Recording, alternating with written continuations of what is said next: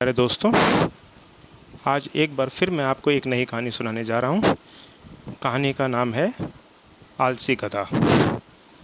एक बार की बात है, एक राम नाम का व्यापारी था। उसके पास एक गधा था। राम अपना सामान अपने गधे पर लादता और उसको ले जाकर मार्केट में बेचता था। वह मार्केट की ज़रूरत के हिसाब से दाल, सब्जी, कपड़े और मिठाइयाँ आदि बेचता था। राम अपने गधे का बहुत ख्याल रखता था। वह उसको बहुत अच्छा खाना देता और उसको आराम करने के लिए अच्छी जगह भी देता था, क्योंकि उसको गधे का पता था कि गधे की वजह से ही वह अपना सारा सामान मार्केट में ले जाकर बेच पाता था। लेकिन गधे को काम करना बिल्कुल पसंद नहीं था। वह आलसी था। वह जितना हो सके काम से बचता था। वह तो बस खाना और आराम करना चाहता था। एक दिन जब राम अपने गधे पर दाल चावल की बोरियां मार्केट जाने के लिए लाद चुका था, तो गधा आगे बढ़ने को बिल्कुल तैयार नहीं हुआ। ऐसे में राम ने उसको एक छड़ी से मारा, जिसके कारण गधा चलने को तैयार हो गया।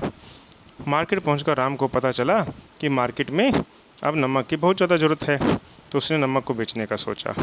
वह अगली बार नमक की 4 बोरियां लेकर मार्केट पहुंचा और उन सबको बेच दिया। उसे उनके बहुत अच्छे दाम मिले। उसने अगली बार और ज़्यादा बोरियां ले जाकर मार्केट में बेचने की योजना बनाई। राम ने अगली सुबह मार्केट ले जाने के लिए 6 बोरियां अपने गधे पर लाद दी, लेकिन गधा इतनी बोरियों के बोझ के कारण खड़ा भी नहीं हो पा रहा था। यह देखकर राम ने एक बोरी को निकाल दिया, जिससे अब गधा बिल्कुल ठीक खड़ा हो गया। राम 5 बोरियों के साथ मार्केट की ओर निकल पड़ा। उसको मार्केट में जाने के लिए एक नदी से होकर गुजरना पड़ता था। उस दिन नदी में पहले की तुलना में ज़्यादा पानी था। राम अपने गधे को आराम आराम से लेकर नदी पार करने लगा, लेकिन बीच में जाकर गधे का पैर एक पत्थर से जाकर टकरा गया, जिससे गधा फिसल गया। यह देखकर राम ने गधे को खींचकर बाहर निकाला और देखा गधे को कोई चोट तो नहीं लगी। नदी से बाहर आने पर गधे ने महसूस किया कि उसकी पीठ का पर वजन कम हो गया है, जिससे वह बहुत खुश हुआ और उसने सोचा यह कोई चमत्कारी नदी है जिससे पीठ में वजन करने की ताकत है। राम ने देखा सारा नमक नदी में बह चुका था। उसने वह अपने घर आया और गधे को लेकर वापस लौट आया। गधे की पीठ का भार भी कम हो चुका था और उसको मार्केट भी नहीं जाना पड़ा, जिससे गधा बहुत खुश हुआ और घर जाकर उसने खूब खाना खाया, पूरा दिन आराम किया। राम अगले दिन गधे की पीठ पर बोरियां लाद कर चलने लगा।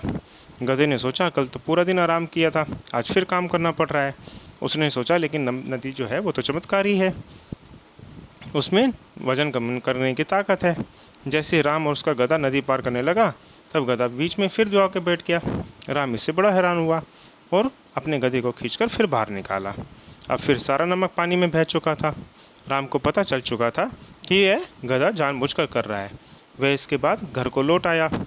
गधा फिर बहुत खुश हुआ, क्योंकि उसको उस दिन भी कोई काम नहीं करना पड़ा। अगले दिन राम ने एक तरकीब सोची और गधे पर बोरियां लादने लगा। मेरे प्यारे दोस्तों, इस बार जो बोरियां थी वो नमक की जगह किसकी थी? कपास की। लेकिन गधे को तो महसूस हुआ कि अभी तो मतलब नदी चमत्कारी है, तो देखते हैं, चलते हैं। वह सीधा चल पड़ा। जब राम और उसका गधा दोनों नदी पार करने लगे, तो गधा फिर अपनी पीठ पर भार कम करने के लिए नदी के बीच में जाकर बैठ गया। थोड़ी देर के बाद वह जैसे ही खड़ा हुआ, तो उसकी पीठ बहुत ज़्यादा दर्द करने लगी, क्योंकि पीठ का भार बहुत बढ़ चुका था, क्योंकि राम ने अब इस बार नमक की जगह कपास की बोरी उस पर ला दी थी।